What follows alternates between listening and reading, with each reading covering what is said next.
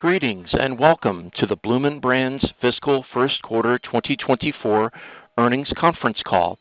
At this time, all participants are in a listen-only mode. A brief question-and-answer session will follow management's prepared remarks. If you require operator assistance, please press star then zero. It is now my pleasure to introduce your host, Tara Kurian, Vice President, Corporate Finance and Investor Relations. Ms. Kurian, you may begin. Thank you and good morning, everyone. With me on today's call are David Deno, our Chief Executive Officer, and Michael Healy, our Chief Financial Officer and Executive Vice President.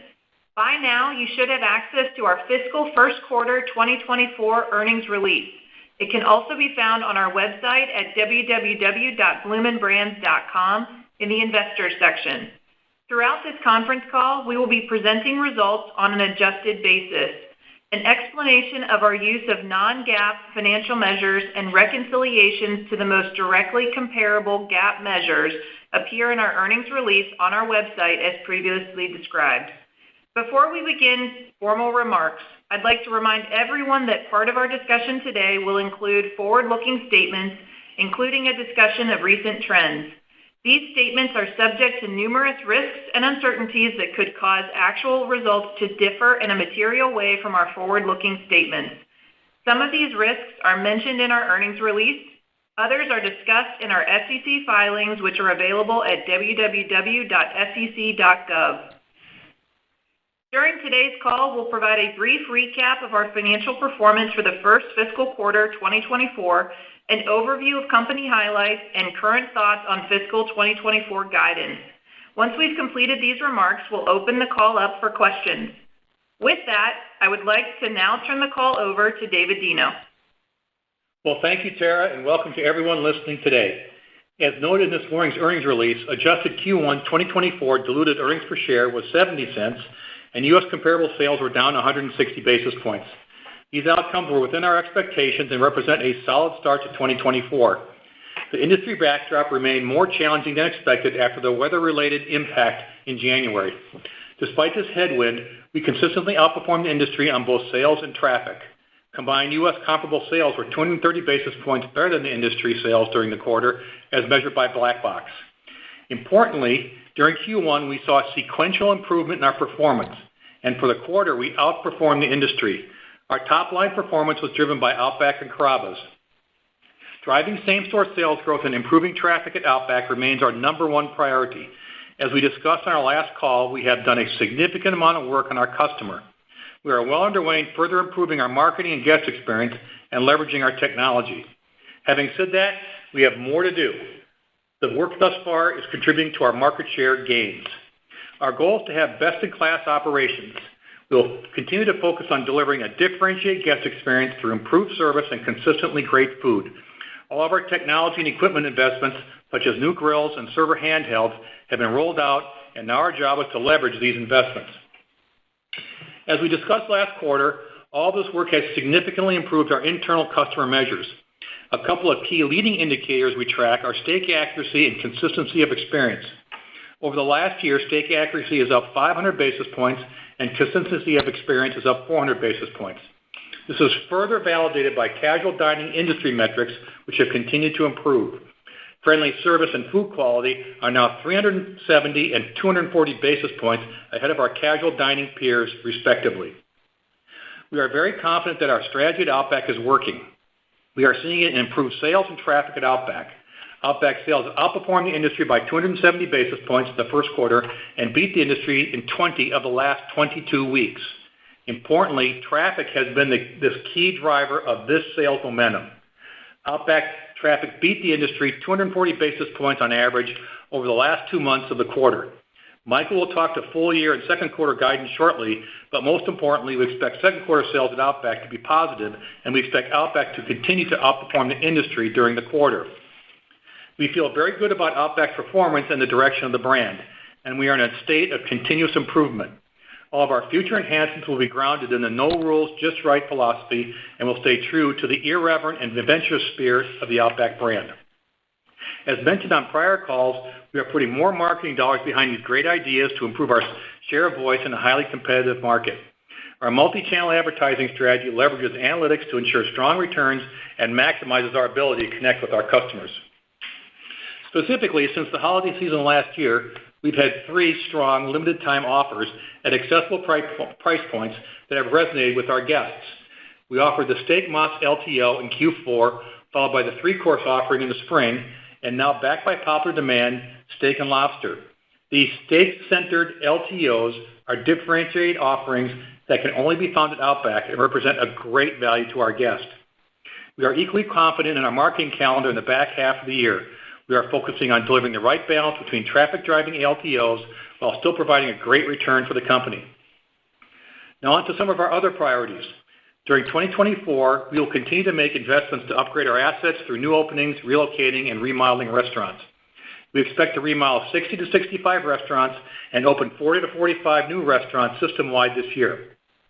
15 to 17 of these new restaurants will open in the United States. We know that upgrading our assets is a big part of improving our traffic trends, especially at Outback. In addition, we are seeing very good returns from our new restaurants and relocations, and we have a robust pipeline. The last priority I'll discuss today is our leading off-premises channel. This business has more than doubled since 2019 and currently represents 23% of our U.S. sales. We need to continue to pursue our off-premises business and grow in-restaurant sales. We are pioneers in this to-go space, and we continue to see strong demand in this highly incremental occasion. In addition, the success of our catering business at all of our brands, but particularly at Carrabba's, provides a runway for future growth. Importantly, the sales initiatives I have described are supported by a solid foundation of robust cash flow and a strong balance sheet. This gives us the ability to invest in our marketing and operations initiatives, our technology plans, and asset improvements. These efforts are helping us build a strong business that will thrive for many years to come. I want to stress the first quarter results and all the initiatives that I laid out would not have been possible without the great teams in our restaurants and restaurant support center.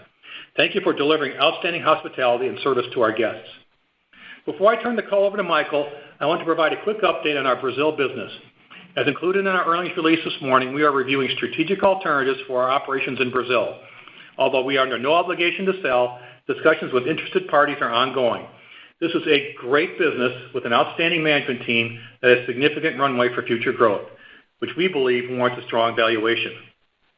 And finally, as you are aware, Michael Healy was appointed as our company's Chief Financial Officer last month. We are very fortunate that Michael is our CFO. He has had several increasingly important positions in finance, supply chain, and general management that prepared Michael to be an outstanding CFO. Michael is a terrific executive, and I know you will enjoy your interactions with him. Before handing over to Michael, I want to take a moment to expand on the announcement of my retirement. When I joined Bloomin Brands in 2012, my intentions was to stay here for 5 years.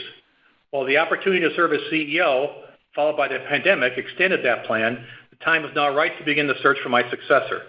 Discussions with the board of directors about the timing of my retirement has been underway for some time, and they are leading the search. I will remain in my role as CEO and director. I will continue leading the implementation of our strategic priorities that are making us a stronger, leaner, operations-centered company until the new CEO is identified and a successful transition is completed. The best day for Bloomin Brands are ahead, with proven leaders at the helm of these great brands. On a personal note, I have worked with several of you for many years and have enjoyed returning to restaurants and the opportunity to work with you again. Thank you for your continued support of Bloomin Brands. And with that, over to you, Michael, to discuss our Q1 financial performance and 2024 guidance. Thank you, Dave, and hello, everyone. I wanted to share how excited I am to work more closely with our investor community and help share our Bloomin' story. I would like to start by providing a recap of our financial performance for the fiscal first quarter of 2024. As a reminder, Q1 this year does not include the high-volume week of December 26th through December 31st that is included in Q1 2023. Additionally, we are lapping the Brazil value-added tax exemption, which affected both our revenue and profitability. Both of these have a negative impact on our results and impact comparability to last year. Total revenues in Q1 were $1.2 billion, which is down 4% from 2023.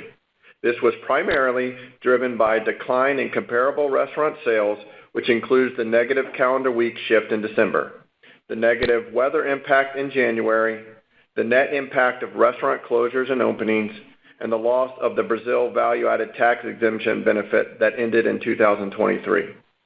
The decline was partially offset by positive effects of foreign currency translation. U.S. comparable restaurant sales was negative 160 basis points, and traffic was negative 430 basis points. Importantly, this reflects a 230 basis point beat versus the casual dining industry on sales and a 160 basis point beat on traffic. After a difficult January, we saw sequential improvement in our performance, and for the quarter, we outperformed the industry. Average check was up 2.7% in Q1 versus 2023. We are appropriately balancing delivering value to our customers while continuing to support the business in a period of higher inflation. Dave walked you through some exciting LTOs that will bring great value to our guests. From a consumer standpoint, we believe our pricing decisions compare favorably to other competitors in the industry. Q1 off-premises was approximately 23% of total U.S. sales. Importantly, the highly incremental third-party delivery business was 13% of total U.S. sales, which was up from 12% in Q1 2023, driven by growth in catering.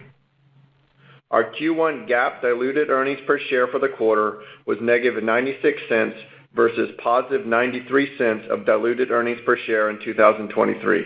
This is driven in large part by the loss on extinguishment of debt related to the significant reduction in our convertible note obligation. Our Q1 adjusted diluted earnings per share was 70 cents versus 98 cents of adjusted diluted earnings per share in 2023.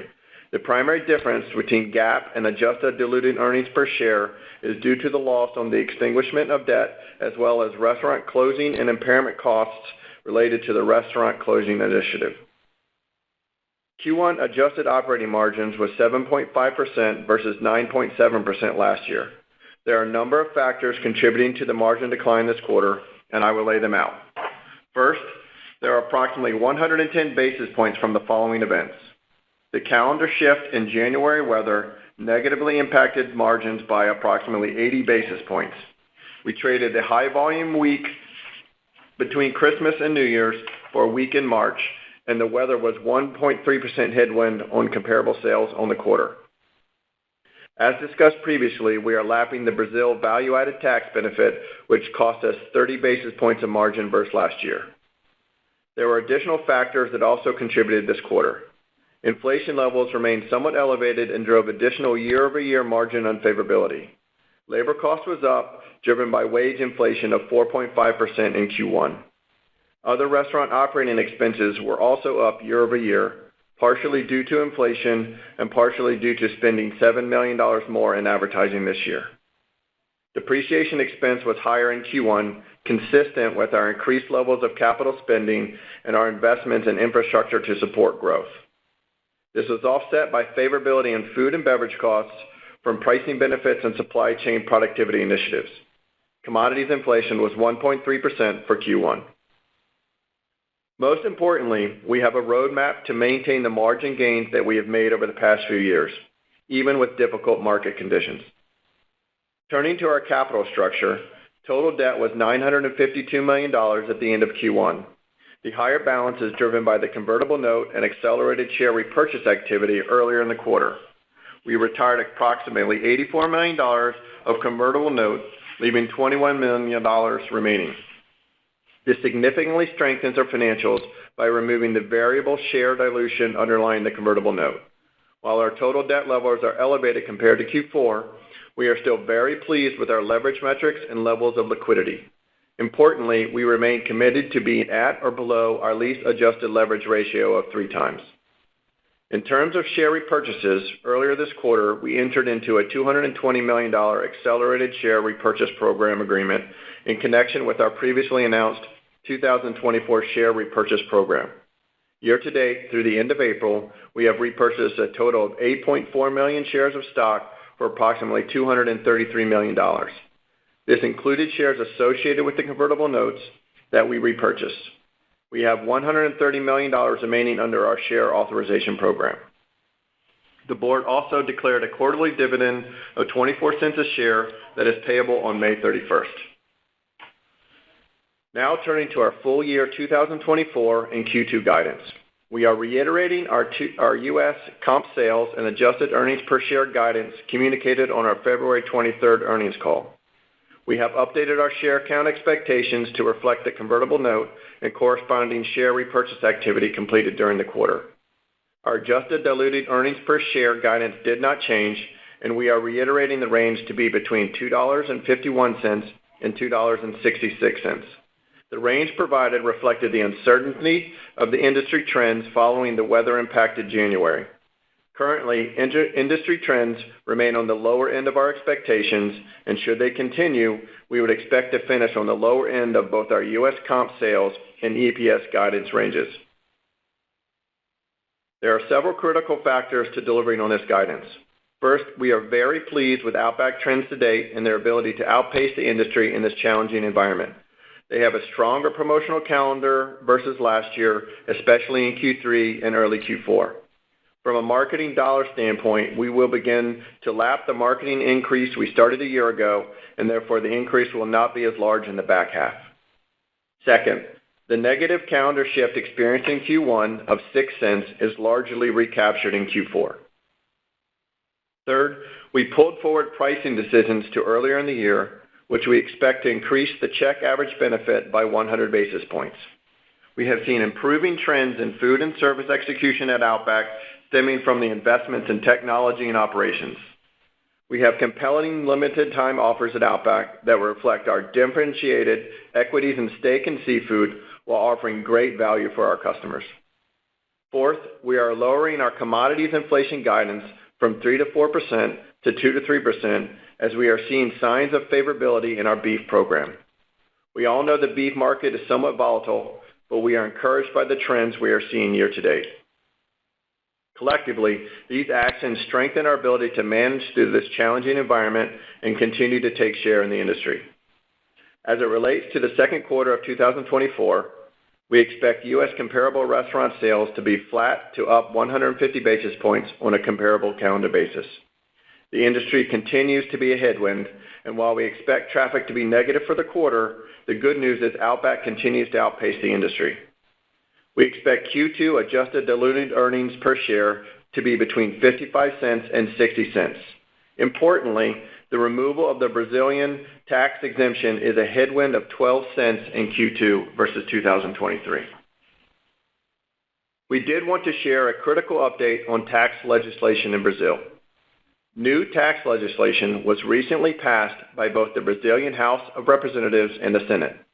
If signed into law by the president, this tax legislation could be a positive benefit for our company in 2024 and into the future.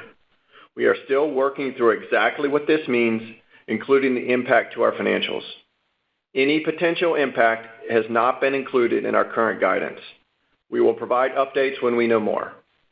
In summary, we are successfully navigating a challenging environment, and importantly, Outback is taking share. We will remain focused on executing against our strategy in 2024.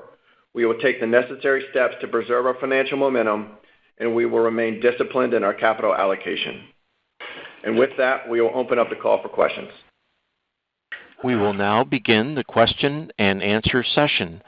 To ask a question, you may press star, then 1 on your telephone keypad. If you're using a speakerphone, please pick up your handset before pressing the keys. If at any time your question has been addressed and you would like to withdraw your question, please press star then 2. At this time, we will pause momentarily to assemble our roster. The first question comes from Jeffrey Bernstein with Barclays. Please go ahead. Great. Thank you very much.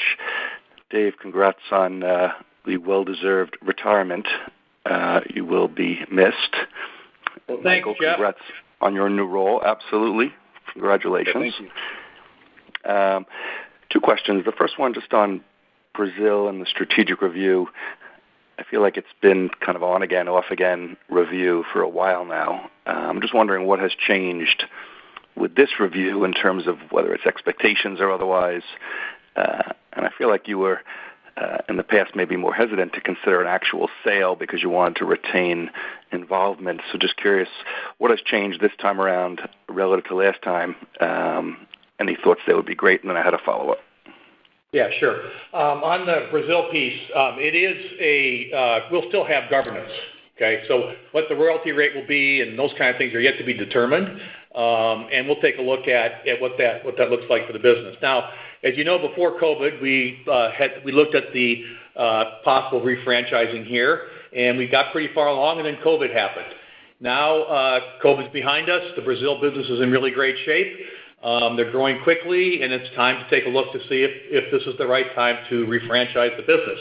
Now, it's a great business, and we don't have to sell it, but we expect the proper valuation for it. But we're taking an active look at it as we speak. Understood. And the fact that Bonefish in the U.S., it seems like those comps remain under pressure, and last quarter or two, you said, they don't necessarily have the right to grow at this point. I'm just wondering whether that was at all contemplated in terms of considering Bonefish within the Brazil strategic review. No, Bonefish is a terrific brand. We've got some more customer work to do, much like we did at Outback. We've got some product and service elements to improve. I think you're going to see that brand come back in same-store sales. It's not a priority for growth for us. It's something that we will continue to improve upon and invest in, but it's not a growth vehicle for us. But where we have strong locations and strong situations, Bonefish does very well. So we don't have any plans to sell that business. Understood. And then just my follow-up is on the consumer environment. You mentioned a challenging industry backdrop.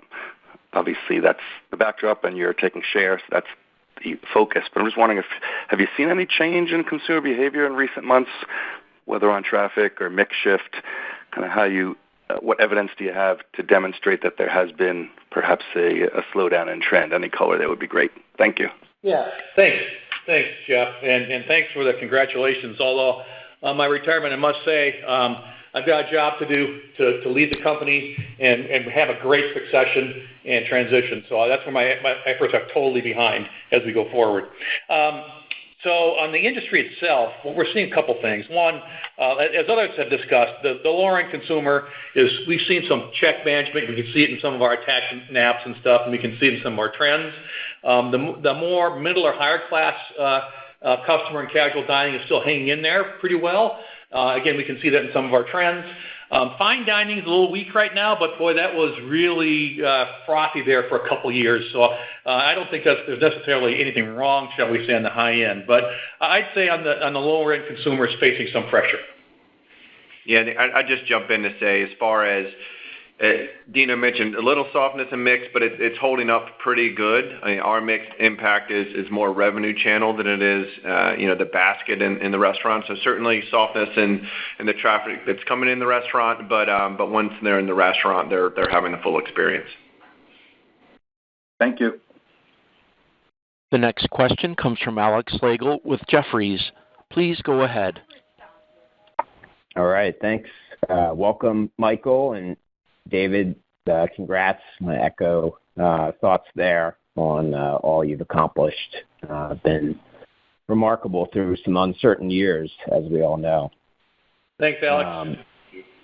Wanted to just kind of ask on Outback, and it looks like solid progress continuing. And as you look at sort of the top tier of stores in your system that are driving the best traffic growth, and I mean, what are the commonalities and learnings from that group of stores, and what really stands out? Is it like the manager and staffing tenure, or trade area differences, or I'm just kind of curious what you see and which attributes you're able to move the needle on at the underperforming restaurants versus some attributes that maybe are not easily replicated. Yeah, we're very pleased with the trends at Outback. I think what we're doing is really paying off, and we've talked about that going forward too. We've talked about the work we've done, but if you look at where we do well, we have a great market presence, right, in the Southeast, especially Florida. So we got good trade areas, good presence.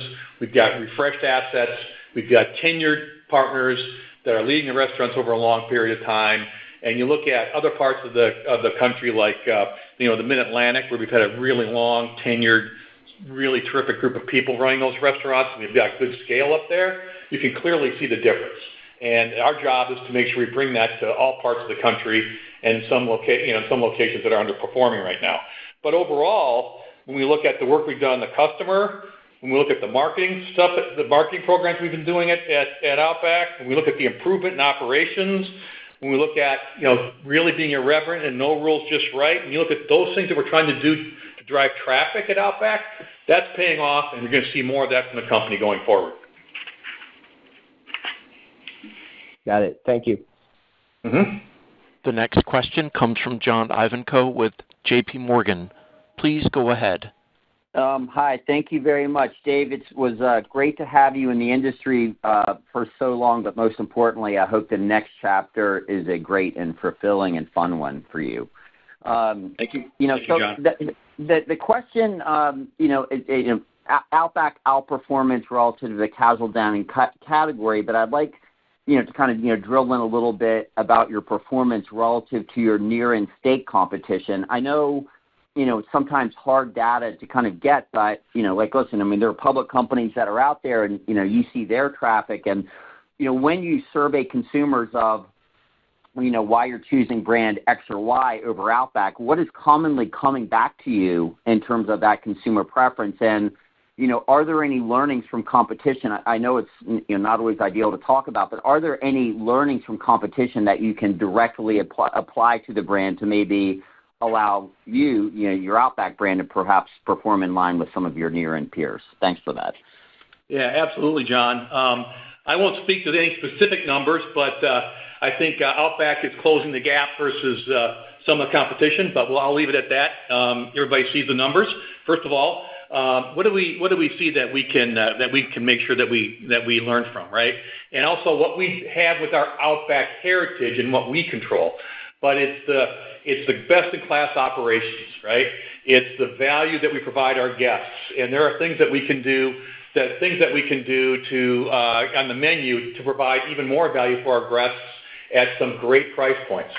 Making sure that we have a great experience, consistent execution in our operations day to day, and we've been talking about in my remarks, John, some of the progress that we're making against the industry in our operations, and then finally continuing to upgrade our assets. So consistent execution with a great experience, with value coming in great service, but also some products that are really terrific that offer great value, and continue to upgrade our assets. That's what we're trying to do, and I think we're going to be continuing to close the gap. And could you remind us where we are in terms of editing down the menu, simplifying the menu, making the menu maybe a little bit more focused? Has that begun to go into the system overall on a test basis? And just give us a sense of how much actual opportunity you may have of, to use a simple phrase, being better at doing fewer things. Yeah, before COVID, I can't remember the exact number of menu items, John, but I think before COVID and after COVID, we were down probably 15%-ish in the number of menu items. We're looking at that right now to see if we can make things simpler for our guests. I'm not going to get into, for competitive reasons, some specifics as far as the number of items that we may be looking at and things, but I think if we continue to look at what really drives the business and are the menu items that we can edit. Now, having said that, you probably will see from us some new menu items that are really terrific, that offer tremendous value and abundance to the customer. And again, I don't want to get into that, but you'll see potentially some more edits to help with operations, but potentially some add backs to really address some value and abundance opportunities that we have. Thank you so much. You're welcome. The next question comes from Sharon Zackfia with William Blair. Please go ahead. Hi, good morning. Going back to kind of what we're hearing throughout the industry on the lower income consumer, are you seeing the consumer that's more mid to high income actually increase traffic year over year, or is it just kind of better than what we're seeing at the lower end? And are you also seeing, it sounds like you're seeing the more affluent customer kind of hold check and not kind of mix around on their ticket. I just want to confirm if that's the case, because we're also hearing talks of kind of more normalized alcohol consumption across the industry. Yeah, I think, Sharon, I guess the best way to describe our middle and higher end customer in casual dining is the words hanging in there. I think it's the trends are pretty consistent from what we see, and as I mentioned, it's more the lower end that's experiencing some difficulties. On menu mix and alcohol, I haven't really seen anything really change that much in it. In our mix there, as Michael alluded to, we don't really see much mix and decreases in our alcohol mix. Yeah, our mix is relatively stable across all of the basket items, so that piece is encouraging. Great. And then on Brazil, and I apologize if you addressed this, my cell cut out for about 2 minutes. If you do sell it or refranchise it, what would you use those proceeds for? Are there any strategic initiatives that you'd like to accelerate and use that cash for, or would this primarily be something where you would look to return, value to shareholders in terms of, dividends or share repurchases or what have you? Yeah, I think that's for another day when we decide, and if we have an offer that makes as interesting to us. But needless to say, it will provide significant cash allocation opportunities for the company going forward, whether it's some debt pay down, whether it's some share repurchases, whether it's anything we want to do to address some of the things in our U.S. business. Those are all great options for us, and I think that's to be addressed when we see what comes together. Fair enough. Thank you. Thank you. The next question comes from Brian Harbour with Morgan Stanley. Please go ahead. Yeah, thanks. Good morning. Congratulations to both of you. Want to echo those sentiments. Just, I had a question more on the margin side as you think about 2Q. And I guess as we kind of think about putting the pieces together for the full year, is this more of, would you expect kind of still a significant change in labor, in kind of marketing costs? Are those some of the pressures that you would still expect on a year-over-year basis in 2Q, or anything else we should keep in mind just as we think about margin progression this year? Yeah, from a margin perspective, we certainly still have the Brazilian tax exemption component, which cost us 40 basis points year over year. Other than that, we'll be up a little bit in depreciation as we continue to invest in our restaurants. COGS will be, similar to Q1, will be favorable. Labor pressure is going to continue. That's been pretty sustained. We would expect that to be similar to Q1 for the remainder of the year. And as you mentioned, with advertising, we were up $7 million in Q1. We'll be similar to that in Q2, maybe a little less, and then it should start to flatten out in the back half because we started to increase our advertising in Q3 of last year. But we have the roadmap to continue and maintain our margins even in a difficult environment, but that should give you some color. Okay. Yeah, thanks. And I think you mentioned pull forward of some pricing. What was that mainly at Outback? Is it across the brands? What's the timing of that? It's across the brands, and so it doesn't get pulled forward in one large chunk, so it sort of kind of just evenly spreads out through the back half.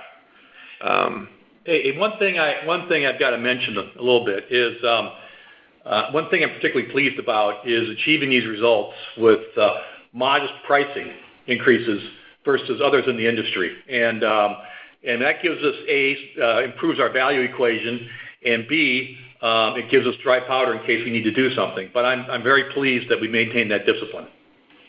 Yeah, given that the beef basket is such a significant part of who we are, we always take as little pricing as necessary, but obviously also have to manage through that inflationary environment. Okay, thanks. The next question comes from Sara Senatore with Bank of America. Please go ahead.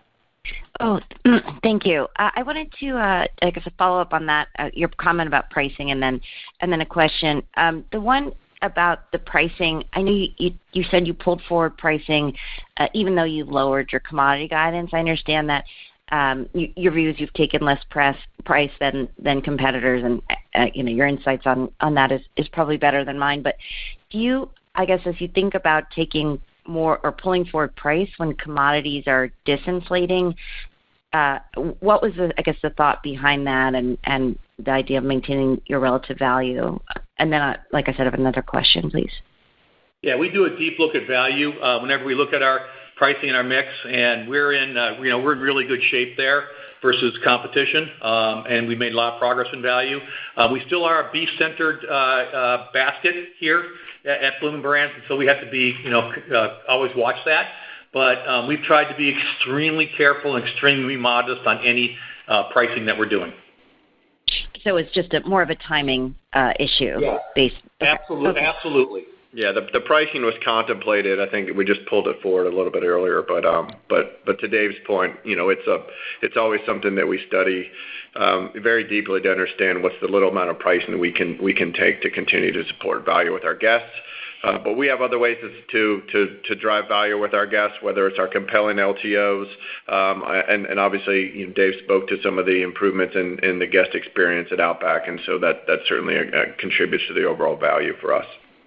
Got it. And the decision to pull it forward was that based on anything specific?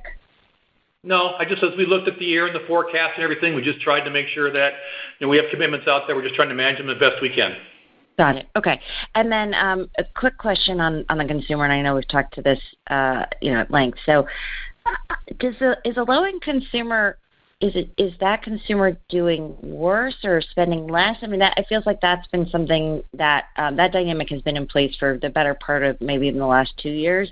So as you think about, softness in the industry versus expectations, is there some kind of sort of measurable change? And to that point, I always think of your average consumer as perhaps being higher income than the country as a whole. So is that low-income consumer a meaningful part of your customer base?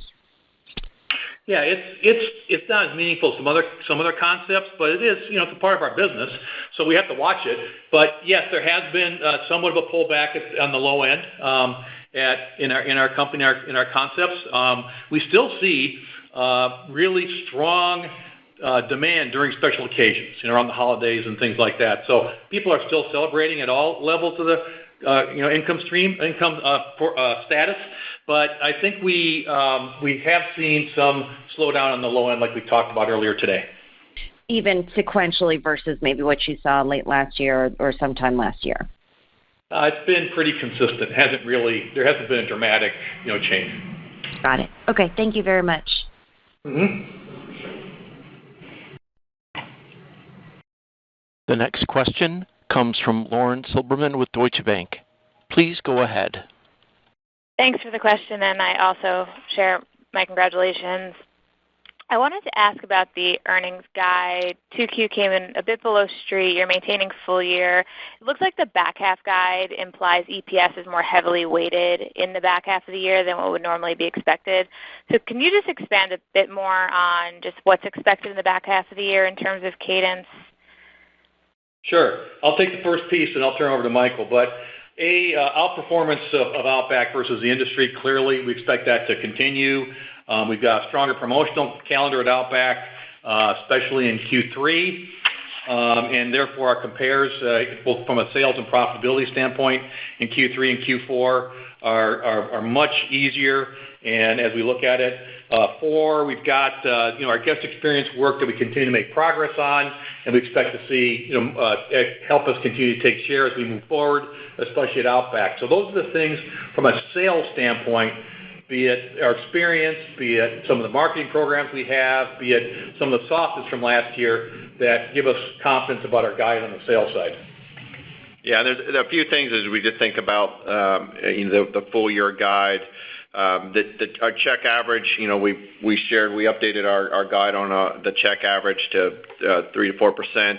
Commodities, now more favorable to 2% to 3%. We still have $50 million of productivity layered into our plan. The marketing spend, the first half is heavy, and we start to lap that in the back half, so it starts to get relatively in line. And then from a calendar shift perspective, we lost the benefit of the week shift in Q1. That was roughly $0.06, but we get that back in Q4, or almost all of that back in Q4. So that certainly kind of helps think about, the first half, back half. As well as Dave, that you mentioned, the continued strength at Outback gives us a lot of confidence, and in fact, all these items give us collective confidence that we can achieve our full year and guide. Thank you very much. The next question comes from Brian Mullan with Piper Sandler. Please go ahead. Hey, thank you. A question on Carrabba's. You've seen some relative outperformance from that brand in recent years. Maybe you could just talk about the strategy for this year, your degree of confidence that this can continue, and if you could talk about the off-premise business and the dining room business separately, that would be great to get your thoughts on that brand. Well, Carrabba's has done a great job in sales, be it the off-premise business especially. As we know, that food form is especially conducive to the off-premise business, and the team has done a really terrific job addressing that need through catering, delivery, carry-out, et cetera. The team will tell you that we've got more work to do in in-restaurant dining. We've got more trends in front of us that we need to pursue. Also, improving the guest experience. They've had some extremely successful wine dinners at Carrabba's, and we've rolled lunch that is having a lot of success in the brand. So I'd say that from a Carrabba's standpoint, you've got a strong off-premise business. You've got lunch being rolled out with their sandwich line. We've got some successful in-restaurant initiatives around their wine dinners.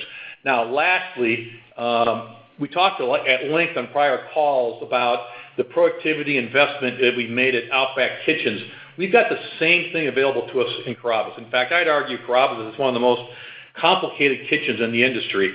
And so right now we've got about 15% of our fleet has new kitchen equipment, and we're seeing significant savings in utilities and prime costs to help drive that business. And that's a big element of productivity for us this year and importantly into 2025. So those are the factors that we're seeing in Carrabba's, and we'll see if all that warrants further expansion of the brand as we go forward. Okay, thank you. And then just to follow up, just on the portfolio of stores in the U.S. broadly, with the 2023 closure initiative now complete, my question is whether or not you think, would there be any future closure initiatives you'd consider, or has everything really been addressed now at this point, you think? I think we've done a great job over the years managing our portfolio, and I would expect that we won't have more to do. But I think that we always look at our assets, we always look at where they're located, we always look at things, but we've done a great job being proactive on that over the years. Thank you. The next question comes from Dennis Geiger with UBS. Please go ahead. Thank you, and congratulations, David and Michael.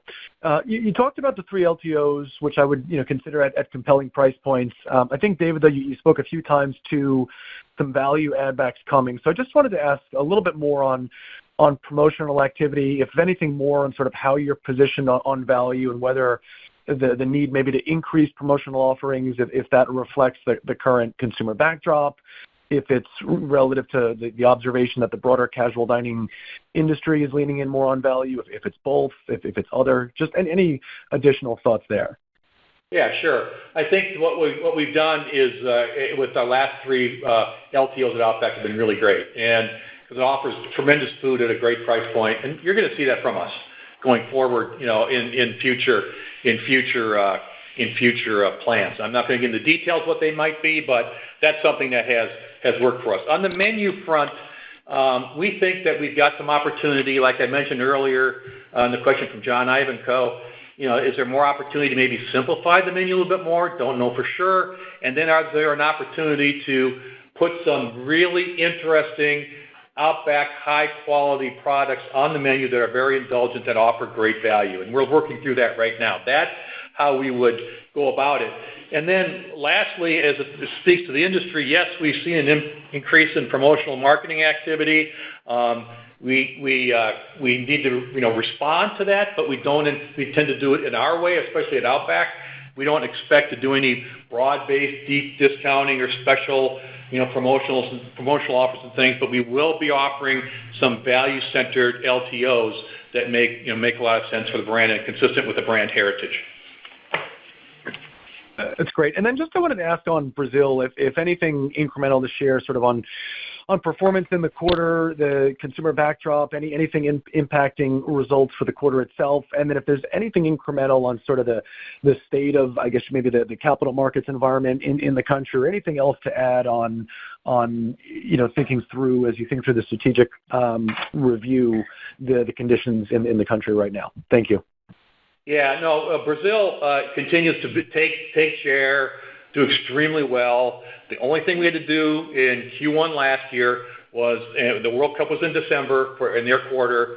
They had an unbelievably successful promotion, and we've had a little bit of carnival timing this year. But overall, the brand continues to do really well. I think the industry there is like the U.S. seeing a little softness, but importantly, we are taking share. As Michael mentioned in his prepared remarks, there has been tax legislation that has been approved by the Senate and the House. We don't know what's going to happen with that tax legislation. If it does get signed by the president, and once we understand the regulations, there could be a financial upside to the company, but that is not contemplated in our guidance. Thank you very much. The next question comes from Andrew Strelzik with BMO. Please go ahead. Hey, good morning. Thanks for taking the questions. My first one, I wanted to ask about the operational improvements at Outback that are contributing to the share gains there. Are there any metrics that you can share to kind of frame the improvements that you're seeing? And where are the gaps that remain, I guess, on the path to your goal of being a best-in-class operator? Yeah, I think we clearly have seen it in steak recooks and food quality, number one.